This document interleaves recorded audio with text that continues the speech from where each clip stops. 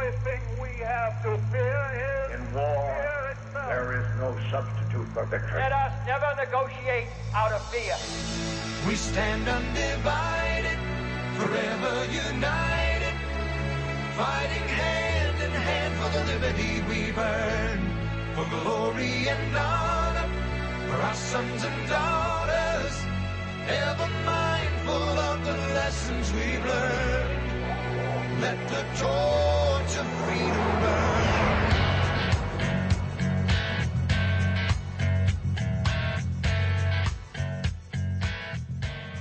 Welcome to the intersection of faith and politics. This is WallBuilders Live. Thanks for joining us today. Visit online at wallbuilders.com and wallbuilderslive.com. We're looking at things from both a biblical and a historical point of view, applying those things to the culture and whatever happens to be in the news today. I'm Rick Green here with David Barton and Tim Barton. And today, guys, it's the military that is in the news. Yeah, military is in the news a lot.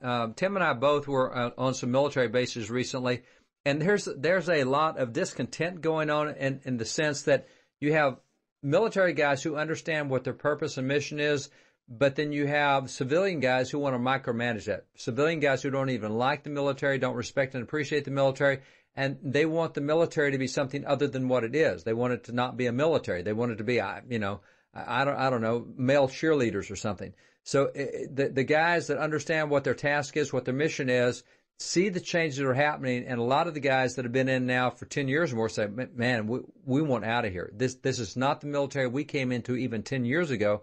And a lot of it happens from inside folks. You get the elites and you get the folks that really don't have any clue of what reality is. And this administration is filled with those folks who are Ivy League folks, or they have lots of degrees, or they have lots of academic ideas, but nothing that works out in reality. And so on the website at wallbuilders.com, we actually have a list of all the hostility that has been shown toward the military, particularly with religious expressions just in the last 6 years or so. It's unbelievable to see what they are disciplining soldiers for. Things that have been done in the military for centuries in America are now taboo and can't be done at all. Well, on top of that, all the religious liberty things we're seeing in the military, that at an unprecedented rate, the things that are being done in the military. But one of the reasons to me that even the religious liberty aspect is such a big deal, and especially in relation to our our military, is because the religious liberty is the underlying foundation of morality that guides the courses that people take. And when you are talking about the military, where you're arming guys, you're equipping guys, you're training warriors, and the very basic things that we've done to make them warriors, and now they're being told that, well, no, you can't do those things and these things. I heard a guy. It's the same thing we saw with the Obama administration, that you could no longer teach a just war theory in the war college. Yeah. But you know what? A soldier, you train these guys to go out and break and destroy things, and they need to be really good at breaking and destroying things, but they need to break and destroy the right things. And that it takes a moral compass to be able to do that. It takes a moral compass like Chris Kyle to be able to save other soldiers' lives and do what he did. You know, he was very clear. I will stand before God for every one of those guys I shot, and knowing who I shot and what they had done, I don't have any trouble standing before God. He has a very clear moral compass. He's able to deal with what he deals with. That's a just war theory. And that goes all the way back to Augustine. I mean, you're going back to the 3rd century A.D. that we have taught that to soldiers, and this administration says, no, we don't want to inject rights and wrongs into this. And probably nobody more than teachers and military folks need rights and wrongs because of who they deal with and why they have to deal with it. Well, and the notion of the military saying that we don't want you to have this moral basis of what is right and wrong is the idea that they want to be the supreme. We don't want there to be a God. We want to be the God and tell you what you can, as far as the government, not just military leaders, but the government or these non-military personnel, these civilians that they haven't been in combat, but they come from these Ivy League schools with these ideas and theories of what war should look like or what the military should look like. And so we don't care about your moral foundation. It's really more about social experimentation because of what they think they want it to look like, and not about the morals. But go ahead on morals. Well, and that's exactly right. They say, well, we think it should look like this. Now, whether or not it works or not, they have no idea. But this notion is that we want you to submit to what we say regardless of anything else. And so there can be no right or wrong if you're going to have a total submission to an authority other than God, because if God has established any kind of right and wrong, then you have to submit to the right and wrong God has established more than another authority. And you have these people saying, no, wait a second. We're saying do it this way. We don't care if it's common sense. We don't care if it's logical in the sense of what military guys want to do. We care that you do what we say. And so oftentimes the things that they're asked to do, it's so illogical. Even for instance, with the rules of engagement, where just some bizarre things about the rules of engagement. We got guys in our own family. We got guys in our own family that could see the people that were shooting at them in Afghanistan. They were not allowed to shoot back at those shooting at them. That was the rules of engagement. They had to request permission down the line, and if they didn't. And by the way, even if they got permission down the line to return fire, if the person shooting at them ran out of ammunition, or after he's killed 4 or 5 Americans, drops his gun, says, "Hey guys, I don't want to play this anymore," they cannot return fire. They cannot do anything physical to this guy. If he's run out of ammunition, you cannot return fire if he's out of ammunition. And I mean, just so bizarre but this notion is that we're not telling the military guys, hey, do what's right, do what is logical, what's practical, do what's common sense. They're saying, do what we tell you, bar none. You need to obey us. And so when you remove this moral code or moral ethic or this God consciousness, and we're saying just follow authority, this is where you get into some of those dangers like you saw with Hitler, with what he did with his military, where there's no sense of right and wrong, there's no God conscious, there's no logic or reason to it. It's just a blind following of a leader. And by the way, a leader without experience who now, maybe they have a PhD from an Ivy League school, but that doesn't give them the knowledge of any kind of warfare or tactics or strategy other than what was in a book, not in real life. And what goes with that is when you take away the just war theory and this sense of moral rights and wrongs, then you start moving away from what's called a lawful order. And we used to teach soldiers that you follow not orders, you follow lawful orders. And the soldier has the right to say, sir, that is unconstitutional, or that violates just war, or whatever it is. And I'm not going to, because that's what got all the Nazis in trouble, is say, hey, we just did what Hitler told us to. No, you have to follow lawful orders. If it's not a lawful order, you don't follow it. Now, with chaplains have been tasked from the very beginning of the United States military. They are to preserve the moral goodness of the force. And that's the phrase they use. Chaplains are to preserve the moral goodness of the force. And what we've seen now is chaplains are the ones that are directly under fire. The guys tasked with preserving the moral goodness, the guys tasked with teaching just war, the guys tasked with teaching lawful orders. And so what we have now is we now have the chaplain of one of the SEAL teams. And by the way, I love the way the military does their chaplains. If you're going to be part of the team, you got to do what they do. You got to jump when they jump, parachute. You got to swim when they swim. You do the things they do. They don't trust you unless you have their respect by doing what they do. So you got a SEAL team chaplain here. And he had guys that came to him for counseling, and he gave them spiritual advice. And now he's being drummed out of the Navy for having given a chaplain. Can you imagine a chaplain giving spiritual advice? What were they thinking when they came to the chaplain? Well, and he's considered one of the best. And he's one of the best. And it's SEAL team chaplain. I mean, SEAL team by itself is one of the best. But his rankings and gradings, all of his performance reviews, they're tops. But he gave spiritual counsel to somebody who came to the chaplain. Well, I mean, they knew better than to go to a chaplain. What do you think a chaplain's going to give you? Spiritual advice? But he's there to preserve the moral goodness of the force, and they're taking this guy out. Looks like it's under appeal. They're still working through it. But at this point, he's facing the end of his career because as a chaplain gave spiritual counsel to a soldier who came to him. Can you imagine? It's crazy. Well, the good thing is there's some good folks out there defending him, and Jeff Mateer is going to be with us. He's from Liberty Institute, one of the great legal organizations out there defending religious liberty. He'll be with us when we come back from the break. We'll find out how this is being fought and what the cause of this is. Back in a moment here on WallBuilders Live.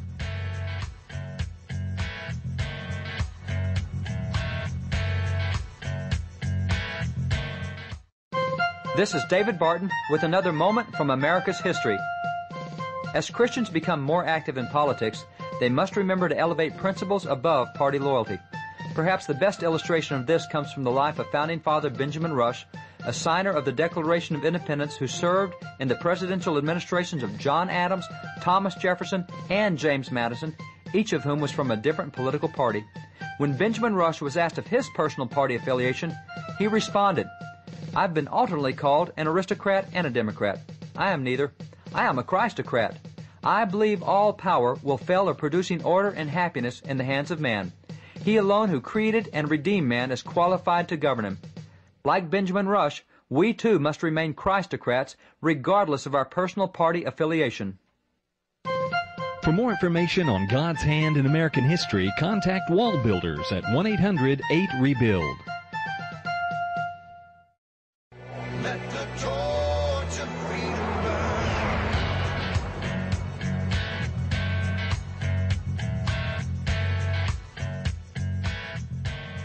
Welcome back. Thanks for staying with us here on WallBuilders Live. Our guest today, Jeff Materi, is attorney with the Liberty Institute. They're actually representing a chaplain that's been, well, I don't know what the right way to say this, Jeff, demoted. Actually, as you've termed it, it's like being terminated for cause. And this is a guy that's been highly praised by his superiors for the last few years. Jeff, what's going on?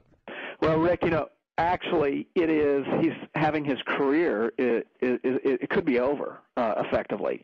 Chaplain Mater, like us, holds biblical views concerning issues like family and marriage, and he offered those views in private one-on-one counseling sessions with sailors and Marines, and because of that, his career, his Navy career that has spanned 19 years is under threat and could end, and just because he holds to biblical views concerning marriage, sexuality, and family, and it's very, very, very, very disturbing what the Navy is doing to Chaplain Mater. This is not a rogue, kind of crazy chaplain. This guy, I mean, I'm not kidding when I say he's been praised. You guys have put out some of the reports that his superior officers have done on him, and I'm talking SEAL team leaders, actually the guy in charge of the SEAL team training, all kinds of other leaders saying that he is absolutely the consummate chaplain. He's the best they've ever seen, most enthusiastic, passionate, none match his devotion. I mean, it goes on and on and on. It sounds like we want more of these guys, not want to get rid of the ones we have. Now, this guy is an American hero. He, as you mentioned, Rick, he served with SEAL Team 6. He's been in Special Forces. He's been in places he can't even tell us about, operations he can't even tell us about. He's a true American hero who's been serving his country faithfully for 19 years, been deployed 14 times, served in 6 different countries, 20 awards and medals and ribbons, and up until December, never had a complaint in 19 years. Holds a doctorate in military ministry, and what's happening to him is a travesty. The commander who's seeking to run him out of the Navy just a few months ago called him the best of the best.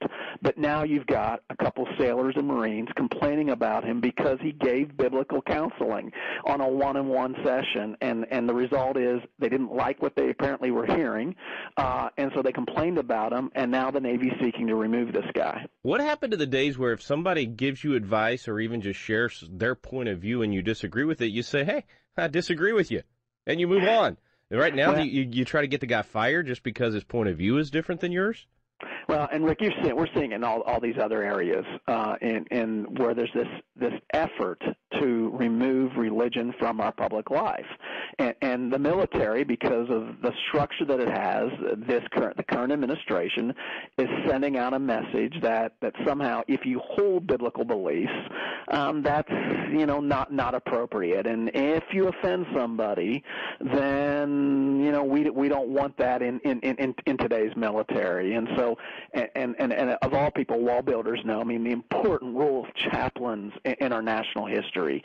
Starting with before we were a nation, with General Washington, all the way through the various conflicts, the important role that chaplains have served, and so to think that we're going to have chaplains who can't hold biblical views, then what we've been saying, then what's the point of chaplaincy? Yeah. I mean, what's the point if they can't express biblical views that millions and millions of Americans hold to, is somehow now not allowed in our military? I mean, it's a travesty. And the good news is, Chaplain Mater is willing to stand up, and he's willing to fight. And we at Liberty Institute are willing to stand with him. And we encourage people, go to libertyinstitute.org. Stand with Chaplain Mater, because this is nonsense. We're going to have a link today at wallbuilderslive.com, folks. You can click right over to Liberty Institute and encourage you to get on their email list, follow this case and the other cases where they represent folks like this, and contribute. Get on the website and help them do this. These guys, I think that here's a chaplain that has given his life to service of our country. He's helping to make our military stronger. And here they are, they want to remove him. These are the kind of guys we need to be coming alongside and supporting. The way you can do it is prayer, obviously, but also go to that website and take action. John Hancock said, I urge you by all that is dear, by all that is sacred, by all that is honorable, not only to pray, but to act. Well, here's a great way to act. Come alongside these guys at Liberty Institute and this chaplain and stand firm for his ability to simply have an opinion that is backed up by biblical beliefs. Got to take a quick break. Jeff Mateer is our guest. Stay with us. We'll be right back on WallBuilders Live.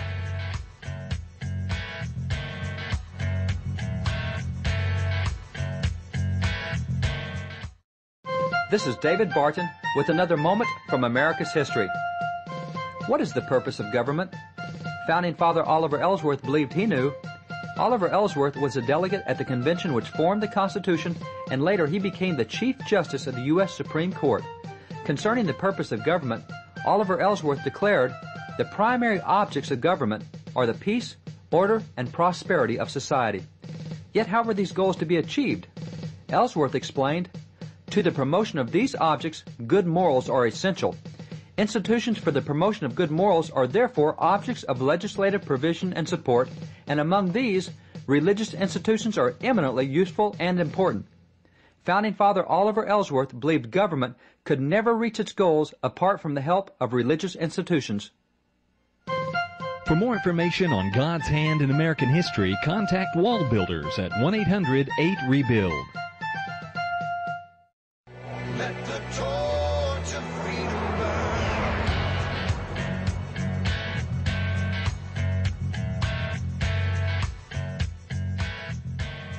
Welcome back. Thanks for staying with us here on WallBuilders Live. Jeff Mateer with us from Liberty Institute, their website, libertyinstitute.org. You can get more information there about their organization and about this particular case. And we'll make it easy for you. If you go to WallBuilders Live today, WallBuildersLive.com today, you can click right over to this specific case.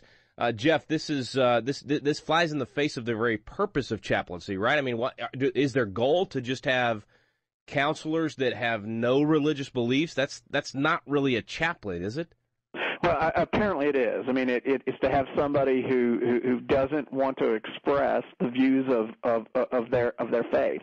In this case, Chaplain Motter is ordained by the Assemblies of God, and if you come to him, the first thing that he's going to tell you is, "Look, I'm an evangelical. I'm ordained by the Assemblies of God. My counseling is going to be pursuant to my faith." And in his 15 years of being a chaplain, 19 years total military service, never had anyone complain before. And in the case of these people who've complained here, they didn't interrupt the session and say, hey, I disagree with that. I want somebody else. No, after the fact, they've apparently complained. And I assume he, like other chaplains, if you don't like their particular advice, they're glad to recommend someone else to you. No, exactly. I mean, if someone of the Catholic faith would come to him, and he would then refer them out to a Catholic priest. Or of no faith. We say, hey, get somebody that doesn't come from my perspective. Exactly, and that's what Chaplain Motter would have done, but that's not what happened here. And actually, his style of counseling is he allows the sailor or Marine to bring up the topics and ask him questions, and when they asked him questions, he gave biblical counsel. And because of that biblical counsel, the Navy seeking to run him out of the Navy, saying that in today's, quote, diverse Navy, inclusive Navy, we can't have that. And as you mentioned, Rick, I mean, this idea that somehow if you're offended, you somehow get to get everybody out who you disagree with. I mean, I look at this world, there are lots of things that I'm offended by. Does that mean I get to veto everything? No. I mean, that's not the law. And that's it. What's really troubling here is the Navy officials, their reaction to Chaplain Motter. I mean, they're ignoring federal law. They're ignoring actually their own military regulations, and ultimately they're ignoring the Constitution. And what does it say to our sailors and Marines? I mean, what kind of wimpy sailors and wimpy Marines do you got to have to say, I'm can use my weapon, I can go fight, but don't say something that offends me. I'm worried about words more than I am actual combat. That's crazy. Well, and what has happened? I mean, we're all familiar with the phrase "don't ask, don't tell," and we know that got reversed a few years ago by President Clinton. But there's a new "don't ask, don't tell," and it's being a Christian. And we've come alongside a lot of military members, been talking to a lot of military members, and they're in the closet, so to speak, in the military. You can't be a Bible professing Christian and not have potential consequences any longer. And, we've represented people like Sergeant Monk who relieved of their duties because they disagreed with their commander's views who was a lesbian. We've also been involved where cadets at the Air Force Academy were told they couldn't, on their personal whiteboards, couldn't put scripture verses. We're seeing more and more of this idea that somehow religion needs to be purged from our military. That's not proper. That's not constitutional. That violates federal law. And as you know, Rick, it's completely contrary to American history. Yeah, and it's dangerous. It's flat out dangerous. It is that buffer of religion and faith and the values that come from our religion that have made our military the most benevolent, not only powerful, but also benevolent and not a conquering nation. All the good things about America come from that foundation of religion. What happens when we have a completely secular military with no values, no concept, no true basis of right and wrong? That's a scary path to go down, Jeff. Absolutely, and then we know this. We can look at world history and know that when you remove religion from public life, military, our institutions of government, what follows is all freedoms will go away. Before I let you go, tell me the next steps. You guys, what's happening to Chaplain Mater right now? Right. Well, we've responded to this letter that's recommending that he go before a board of inquiry, which could result in his court-martial. We've not heard back from the Navy yet. Our understanding is it's been gone to the Pentagon. We've been working with members of Congress. WallBuilders has been helping us in that effort to put us in contact with key members, asking members of Congress to offer their support for Chaplain Mater, and then finally, what we've been asking is folks, go to our website, sign the petition to support. Organizations like ours have gathered. Almost 100,000 people have signed petitions supporting Chaplain Mater. We need to bring this to light. We need to continue to put pressure on the Navy to do the right thing so that they'll fully reinstate Chaplain Mater. Commanding officer at the Naval Special Warfare Center called him a national asset, said that he was the best of the best, had his strongest recommendation. His dedication and loyalty to the Navy separates him from his peers. Others have said his superior performance, critical member, the perfect example. It goes on and on and on. This is the kind of guy we absolutely have to get behind, folks. The website is libertyinstitute.org. We'll have a link today for you at WallBuildersLive.com. Get over there, follow this case, help these guys continue to defend this good chaplain.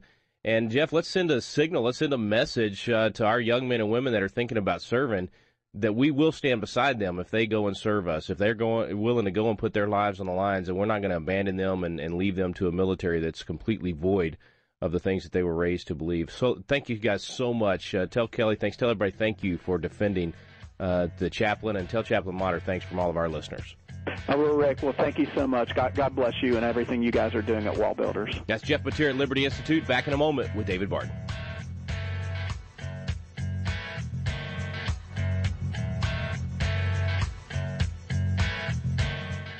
Have you noticed the vacuum of leadership in America? We're looking around for leaders of principle to step up, and too often, no one is there. God is raising up a generation of young leaders with a passion for impacting the world around them. They're crying out for the mentorship and leadership training they need.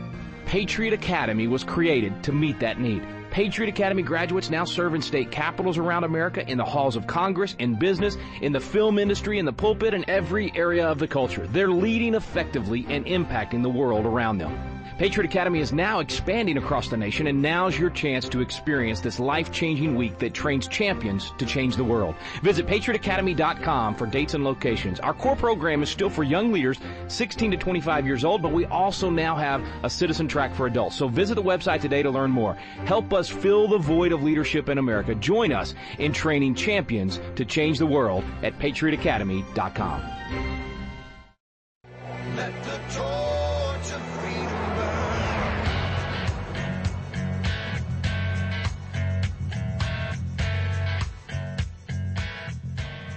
Thanks for staying with us. We're back here on WallBuilders Live, back with David and Tim Barton. And, guys, I know as a military family, these kind of shows have to get under your skin. One of the things that – let's see if I can set this up right. I vote Republican much more than I vote Democrat because my values are much more with that. So I decide I'm going to go to a Democrat convention. And when I get there, as a Republican and Democrat convention, I hear them talking about abortion. They're for it. And homosexuality. They're for it. And they're for same-sex marriage. And I get offended. So I'm going to sue the Democrat convention for talking about that while I was, wait a minute, I chose to go there. I'm the one who went to that convention. And you mean to tell me that these sailors, that they went to this chaplain? What did they expect to hear? He's a chaplain. This is his calling. He is paid by the government to give spiritual advice, and that is his MOS. That is his duty. That's what he's required by the military to do, is be a chaplain. And he did exactly what he's paid to do, exactly what his job description is, exactly what God's called him to do. And these guys are going to go after him for doing what this is absolutely nuts. And it's nuts that anybody, including his commander, would even think about taking him offline for doing that. But, Rick, I'll tell you one thing that is encouraging to me in the midst of this, not at all the attack of the story, but the fact that Liberty Institute, Jeff Mateer, Kelly Shackelford, all the guys there, they have a 99% win rate against some of the biggest law firms there are that attack religious liberty. And so for the military families out there listening, if anything happens, these are the kind of guys you want to contact, because they win 99% of these battles. And the good news is we're still winning. Now, it's terrible we have to fight them, but we still win these battles. So hopefully soon on a Good News Friday, we'll be able to talk about this victory. Man, that's a great encouraging word, Tim. Good job, man. This is those battles these battles have to be fought, and like you said, we got the right folks on the front line fighting these. Thanks, folks, for tuning in today to WallBuilders Live. Find out more at our websites, wallbuilders.com and wallbuilderslive.com. We stand undivided.